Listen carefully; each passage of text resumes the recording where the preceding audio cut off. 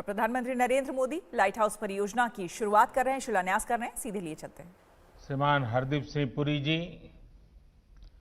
त्रिपुरा के मुख्यमंत्री विप्लव कुमार देव जी, झारखंड के मुख्यमंत्री भाई हेमंत सोरेन जी, उत्तर प्रदेश के मुख्यमंत्री योगी आदित्यनाथ जी, मध्य प्रदेश के मुख्यमंत्री श्रीमान शिवराज सिंह जी चौहान, गुजरात के मुख्यमंत्री श्रीमान विजय रूपाणी जी, तमिलनाडु के मुख्यमंत्री थिरु ई के पनलानी जी, आंध्र प्रदेश के मुख्यमंत्री श्री वाई.एस. जगनमोहन रेड्डी जी, कार्यक्रम में उपस्थित सभी आदरणीय गवर्नर महोदय, उपस्थित अन्य सभी महानुभाव, भाइयों और बहनों, आप सभी को, सभी देशवासियों को 2021 की बहुत बहुत शुभकामनाएं, अनेक अनेक मंगल कामनाएं। आज नई ऊर्जा के साथ, नए संकल्पों के साथ और नए संकल्पों को सिद्ध करने के लिए तेज गति से आगे बढ़ने का आज शुभारंभ है। आज गरीबों के लिए, मध्यम वर्ग के लिए, घर बनाने के लिए नई टेक्नोलॉजी देश को मिल रही है। तकनीकी भाषा में आप इसे लाइट हाउस प्रोजेक्ट कहते हैं। मैं मानता हूं ये 6 प्रोजेक्ट वाकई लाइट हाउस, प्रकाश स्तंभ की तरह है। ये 6 लाइट हाउस प्रोजेक्ट देश में हाउसिंग कंस्ट्रक्शन को नई दिशा दिखाएंगे। देश के पूर्व, पश्चिम, उत्तर, दक्षिण हर क्षेत्र से राज्यों का इस अभियान में जुटना कोऑपरेटिव फेडरलिज्म की हमारी भावना को और मजबूत कर रहा है। साथियों, ये लाइट हाउस प्रोजेक्ट अब देश के काम करने के तौर तरीकों का भी एक उत्तम उदाहरण है। हमें इसके पीछे जो बड़े विजन को भी समझना होगा। एक समय में आवास योजनाएं केंद्र सरकारों की प्राथमिकता में उतनी नहीं थी जितनी होनी चाहिए। सरकार घर निर्माण की बारीकियों और क्वालिटी पर नहीं जाती थी, लेकिन हमें पता है बिना काम के विस्तार में ये जो बदलाव किए गए हैं, अगर ये बदलाव न होते कितना कठिन होता। आज देश ने एक अलग अप्रोच चुनी है, एक अलग मार्ग अपनाया है। साथियों, हमारे यहां ऐसी कई चीजें हैं जो प्रक्रिया में बदलाव किए बिना ऐसे ही निरंतर चलती जाती है, चलता है, होने दो। हाउसिंग से जुड़ा मामला भी बिल्कुल ऐसा ही रहा है। हमने इसको बदलने की ठानी। हमारे देश को बेहतर टेक्नोलॉजी क्यों नहीं मिलनी चाहिए? हमारे गरीब को लंबे समय तक ठीक रहने वाले घर क्यों नहीं मिलने चाहिए? हम जो घर बनाते हैं वो तेजी से पूरे क्यों ना हो? सरकार के मंत्रालयों के लिए ये जरूरी है कि वो बड़े और सुस्त स्ट्रक्चर जैसे ना हो, बल्कि स्टार्टअप की तरह चुस्त भी हो और दुरुस्त भी होने चाहिए। इसके लिए हमने ग्लोबल हाउसिंग टेक्नोलॉजी चैलेंज का आयोजन किया और दुनिया भर की अग्रणी कंपनियों को हिंदुस्तान में निमंत्रित किया।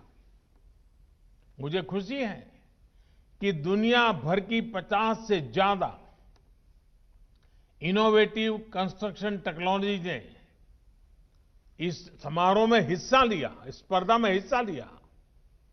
इस ग्लोबल चैलेंज से हमें नई टेक्नोलॉजी को लेकर इनोवेट और इंक्यूबेट करने का स्कोप मिला है।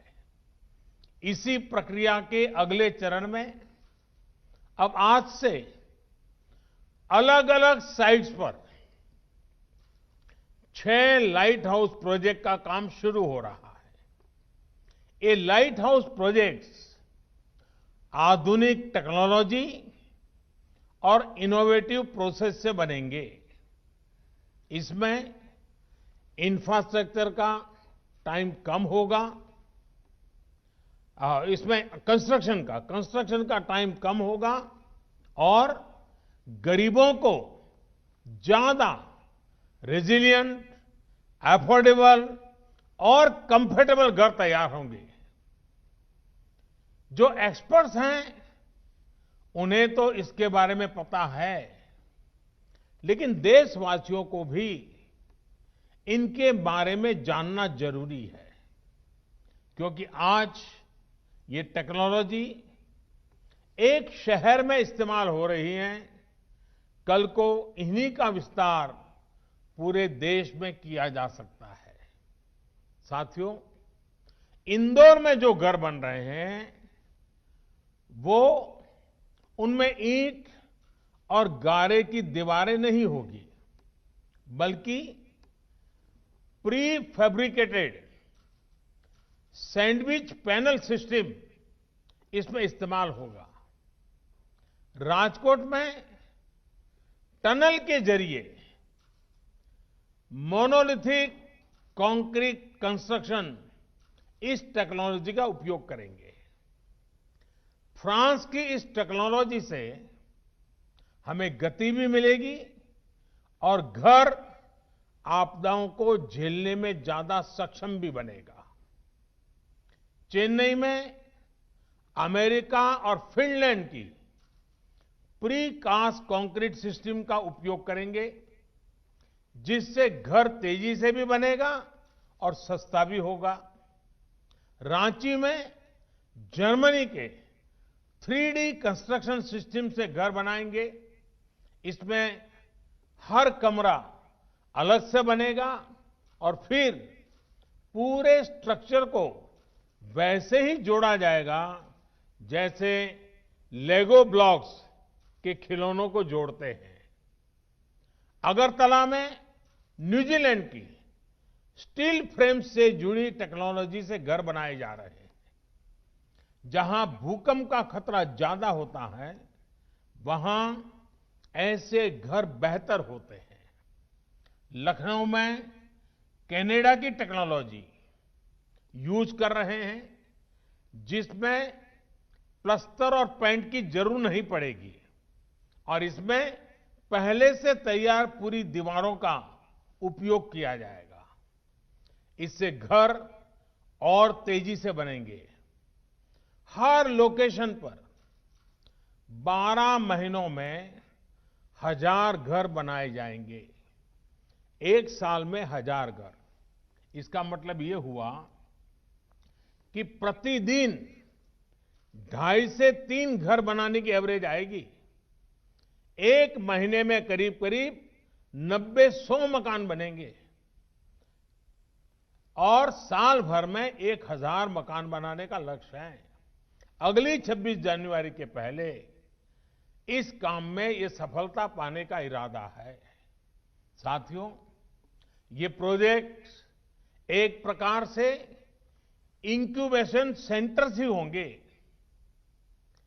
जिससे हमारे प्लानर्स, आर्किटेक्ट्स, इंजीनियर्स और स्टूडेंट्स सीख पाएंगे और नई टेक्नोलॉजी एक्सपेरिमेंट कर पाएंगे। मैं देश भर की इस प्रकार की सभी यूनिवर्सिटी से आग्रह करता हूं, सभी इंजीनियरिंग कॉलेज से आग्रह करता हूं कि इस फील्ड में जुड़े हुए आपके प्रोफेसर्स, आपकी फैकल्टी, आपके स्टूडेंट्स 10-10, 15-15 के ग्रुप बनाएं, एक एक वीक के लिए इन 6 साइट पर रहने के लिए चले जाएं, पूरी तरह उसका अध्ययन करें, वहां की सरकारें भी उनको मदद करें और एक प्रकार से देश भर की हमारी यूनिवर्सिटी के लोग ये जो पायलट प्रोजेक्ट हो रहे हैं, एक प्रकार से इंक्यूबेटर्स हो रहे हैं, वहां जाकर के टेक्नोलॉजी, और मैं ये चाहूंगा कि हमें आंख बंद करके किसी टेक्नोलॉजी को अडॉप्ट करने की जरूरत नहीं है। हम देखें और फिर हमारे देश की जरूरत के हिसाब से, हमारे देश के संसाधनों के हिसाब से, हमारे देश की रिक्वायरमेंट के हिसाब से हम इस टेक्नोलॉजी का शेप बदल सकते हैं क्या, उसकी एक्टिविटी बदल सकते हैं क्या, उसके परफॉर्मेंस लेवल को बदल सकते हैं क्या। मैं पक्का मानता हूं हमारे देश के नौजवान ये देखेंगे, उसमें जरूर वैल्यू एडिशन करेंगे, कुछ नयापन जोड़ेंगे और सचमुच में देश एक नई दिशा में तेज गति से आगे बढ़ेगा। इसी के साथ साथ घर बनाने से जुड़े लोगों को नई टेक्नोलॉजी से जुड़ी स्किल अपग्रेड करने के लिए सर्टिफिकेट कोर्स भी शुरू किया जा रहा है। ये बहुत बड़ा काम है। हमने इसके साथ human resource development, skill development, इसको साइमल्टेनियस शुरू किया है। ऑनलाइन आप पढ़ सकते हैं, इस नई टेक्नोलॉजी को समझ सकते हैं, आप एग्जाम दे करके सर्टिफिकेट प्राप्त कर सकते हैं। ये इसलिए किया जा रहा है ताकि देशवासियों को घर निर्माण में दुनिया की बेस्ट टेक्नोलॉजी और मटेरियल मिल सके। साथियों, देश में ही आधुनिक हाउसिंग टेक्नोलॉजी से जुड़ी रिसर्च और स्टार्टअप्स को प्रमोट करने के लिए आशा इंडिया प्रोग्राम चलाया जा रहा है। इसके माध्यम से भारत में ही 21वीं सदी के घरों के निर्माण की नई और सस्ती टेक्नोलॉजी विकसित की जाएगी। इस अभियान के तहत 5 सर्वश्रेष्ठ तकनीकों को चयन भी किया गया है। अभी मुझे बेहतरीन कंस्ट्रक्शन टेक्नोलॉजी पर आधारित किताब और ऑनलाइन सर्टिफिकेट कोर्स नवरीति, इससे जुड़ी पुस्तकों के विमोचन का भी अवसर मिला। इनसे जुड़ी सभी साथियों को भी इस एक प्रकार से होलिस्टिक अप्रोच के लिए मैं सभी साथियों को बहुत बहुत बधाई देता हूं। साथियों, शहर में रहने वाले गरीब हो या फिर मध्यम वर्ग के, उन सब से और इन सब का एक सबसे बड़ा सपना क्या होता है?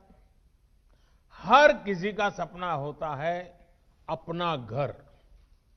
किसी को भी पूछिए, उसके मन में होता है भाई ये घर बना ले, बच्चों को जिंदगी अच्छी चली जाएगी। वो घर जिसमें उनकी खुशियां जुड़ी होती हैं, सुख दुख जुड़े होते हैं, बच्चों की परवरिश जुड़ी होती है, मुश्किल के समय एक गारंटी भी जुड़ी होती है कि चलो कुछ नहीं है तो ये अपना घर तो है ही है। लेकिन बीते वर्षों में अपने घर को लेकर लोगों का भरोसा टूटता जा रहा था। जीवन भर की पूंजी लगाकर घर खरीद तो लिया, पैसे तो जमा कर दिए, लेकिन घर कागज पर ही रहता था। घर मिल जाएगा इसका भरोसा नहीं रह गया था। कमाई होने के बावजूद भी अपनी जरूरत भर का घर खरीद पाएंगे, इसका भरोसा भी डगमगा गया था। वजह क्योंकि कीमतें इतनी ज्यादा हो गई थी। एक और भरोसा जो टूट गया था वो ये कि क्या कानून हमारे साथ देगा कि नहीं देगा। अगर बिल्डर के साथ कोई झगड़ा हो गया, मुसीबत आ गई, तो ये भी एक चिंता का विषय था। हाउसिंग सेक्टर की ये स्थिति हो गई थी कि किसी गड़बड़ी की स्थिति में सामान्य व्यक्ति को ये भरोसा ही नहीं था कि कानून उसके साथ खड़ा होगा। और साथियों, इन सब से वो किसी तरह निपटकर आगे बढ़ना भी चाहता था। तो बैंक की ऊंची ब्याज, कर्ज मिलने में होने वाली मुश्किलें उसके और इन सपनों को फिर एक बार नीचे पस्त कर देती थी। आज मुझे संतोष है कि बीते 6 वर्षों में देश में जो कदम उठाए गए हैं उसने एक सामान्य मानवी का, खास करके मेहनतकश मध्यम वर्गीय परिवार का ये भरोसा लौटाया है कि उसका भी अपना घर हो सकता है, अपना मालिकी का घर हो सकता है। अब देश का फोकस है गरीब और मध्यम वर्ग की जरूरतों पर। अब देश ने प्राथमिकता दी है शहर में रहने वाले लोगों की संवेदनाओं को, उनकी भावनाओं को। प्रधानमंत्री आवास योजना के तहत शहरों में बहुत ही कम समय में लाखों घर बनाकर दिए जा चुके हैं। लाखों घरों के निर्माण का काम जारी भी है। साथियों, अगर हम पीएम आवास योजना के तहत बनाए गए लाखों घरों के काम पर नजर डालें तो उसमें इनोवेशन और इम्प्लीमेंटेशन दोनों पर फोकस मिलेगा। बिल्डिंग मटेरियल्स में स्थानीय जरूरतों और घर के मालिक की अपेक्षाओं के अनुसार इनोवेशन नजर आएगा। घर के साथ साथ दूसरी योजनाओं को भी एक पैकेज के रूप में इससे जोड़ा गया है। इससे जो गरीब को घर मिल रहा है उसमें पानी, बिजली, गैस, ऐसी जो उसकी आवश्यक सुविधाएं हैं, ऐसी अनेक सुविधाएं सुनिश्चित की जा रही हैं। इतना ही नहीं, पारदर्शिता सुनिश्चित करने के लिए हर घर की जियो टैगिंग की जा रही है। जियो टैगिंग के कारण हर चीज का पता चलता है। इसमें भी टेक्नोलॉजी का पूरा इस्तेमाल किया जा रहा है। घर निर्माण के हर स्टेज की तस्वीर वेबसाइट पर अपलोड करनी पड़ती है। घर बनाने के लिए जो सरकारी मदद है वो सीधे लाभार्थी के बैंक खाते में भेजी जाती है। और मैं राज्यों का भी आभार व्यक्त करूंगा क्योंकि इसमें वो भी बहुत सक्रियता से साथ चल रहे हैं। आज कई राज्यों को इसके लिए सम्मानित करने का भी मुझे सौभाग्य मिला है। मैं इन राज्यों को जो विजयी हुए हैं, जो आगे बढ़ने के लिए मैदान में आए हैं, उन सभी राज्यों को विशेष रूप से बधाई देता हूं। साथियों, सरकार के प्रयासों का बहुत बड़ा लाभ शहरों में रहने वाले मध्यम वर्ग को हो रहा है। मध्यम वर्ग को अपने पहले घर के लिए एक तय राशि के होम लोन पर ब्याज में छूट दी जा रही है। अभी कोरोना संकट के दौरान भी सरकार ने होम लोन पर ब्याज में छूट की विशेष योजना शुरू की। मध्यम वर्ग के साथियों के जो घर बरसों से अधूरे पड़े थे, उनके लिए 25,000 करोड़ रुपए का विशेष फंड भी बनाया गया है। साथियों, इन सारे फैसलों के साथ ही लोगों के पास अब रेरा जैसा कानून की शक्ति भी है। रेरा ने लोगों में ये भरोसा लौटाया है कि जिस प्रोजेक्ट में वो पैसा लगा रहे हैं वो पूरा होगा, उनका घर अब फंसेगा नहीं। आज देश में लगभग 60,000 रियल एस्टेट प्रोजेक्ट्स रेरा के तहत रजिस्टर्ड है। इस कानून के तहत हजारों शिकायतों का निपटारा किया जा चुका है, यानी हजारों परिवारों को उनका घर मिलने में मदद मिली है। साथियों, हाउसिंग फॉर ऑल यानी सबके लिए घर, इस लक्ष्य की प्राप्ति के लिए जो चौतरफा काम किया जा रहा है, वो करोड़ों गरीबों और मध्यम वर्ग परिवारों के जीवन में बड़े परिवर्तन ला रहा है। ये घर गरीबों के आत्मविश्वास को बढ़ा रहे हैं। ये घर देश के युवाओं के सामर्थ्य को बढ़ा रहे हैं। इन घरों की चाबी से कई द्वार एक साथ खुल रहे हैं। जब किसी को घर की चाबी मिलती है ना, तब वो दरवाजा या चार दीवार इतना तक नहीं होता है। जब घर की चाबी हाथ आती है तो एक सम्मानपूर्ण जीवन का द्वार खुल जाता है, एक सुरक्षित भविष्य का द्वार खुलता है। जब घर के मकान के मालिकी का हक आ जाता है, चाबी मिलती है, तब बचत का भी द्वार खुलता है, अपने जीवन के विस्तार का द्वार खुलता है। 5-25 लोगों बीच में, समाज में, ज्ञाति में, बिरादरी में एक नई पहचान का द्वार खुल जाता है, एक सम्मान का भाव लौट आता है, आत्मविश्वास पनपता है। ये चाबी लोगों के विकास का, उनकी प्रगति का द्वार भी खोल रही है।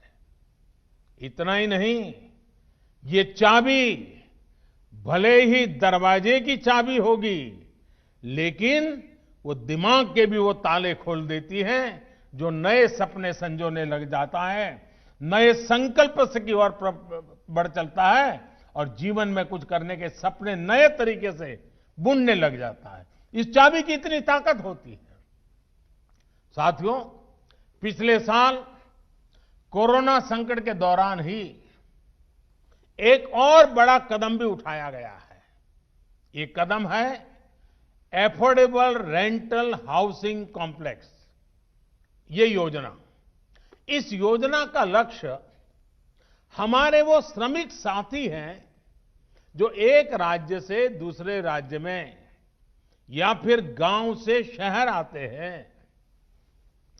कोरोना के पहले तो हमने देखा था कि कुछ जगह से अन्य राज्य से आए लोगों के लिए अनाप शनाप कभी कभी बातें बोली जाती थी, उनको अपमानित किया जाता था।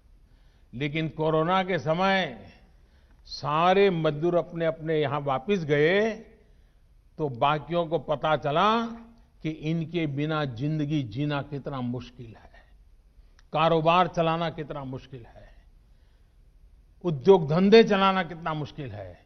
और हाथ पैर जोड़ करके लोग लगे, वापिस आओ, वापिस आओ। कोरोना ने हमारे श्रमिकों के सामर्थ्य को, सम्मान को, जो लोग स्वीकार नहीं करते थे, उनको स्वीकार करने के लिए मजबूर कर दिया। हमने देखा है कि शहरों में हमारे इन श्रमिक बंधुओं को उचित किराए पर मकान उपलब्ध नहीं हो पाते। इसके कारण छोटे छोटे कमरे में बड़ी संख्या में श्रमिकों को रहना पड़ता है। इन जगहों पर पानी, बिजली, टॉयलेट से लेकर अस्वच्छता, ऐसी अनेक समस्याएं भरी पड़ी रहती है।